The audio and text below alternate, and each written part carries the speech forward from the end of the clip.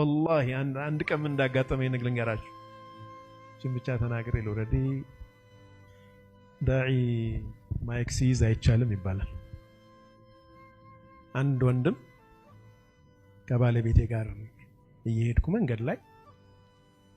ቅፍ አደረገኝና ሩሂ ፊዳ ይሆንልህ አለኝ እያለቀሰ ሄደ والله ፊቱን እንኳን በደንብ አላየሁት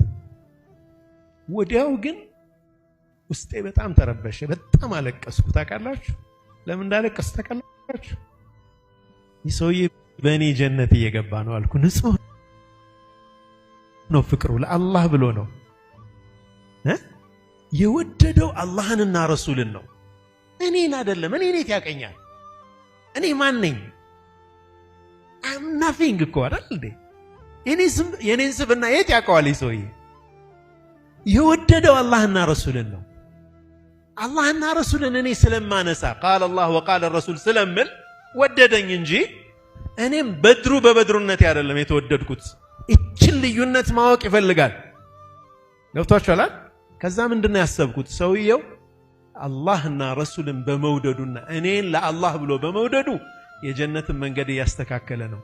እኔ ግን ወዮለቴ የኔ መጨረሻ ምን እንደሆነ ግን አላውቅም ምናልባት በዚች ውዳሴው ልቤ ኩራት ከመጣች ጠፋው ማለት በቃ እሱ ሴፍ ነው በጣም እኔ ግን ሪስክ ውስጥ ነው ያለሁት ገብታችኋል ሐሳቢ ወንድሞቼ እህቶች ግልጽ ነው አይደል እዚህ ወደ ሚዲያ ወደ ምናምን ስንወጣ እቺን ከነፍስ ጋር ያለችዋን ወግ አብረን እንድናስብባት አደራላችኋለሁ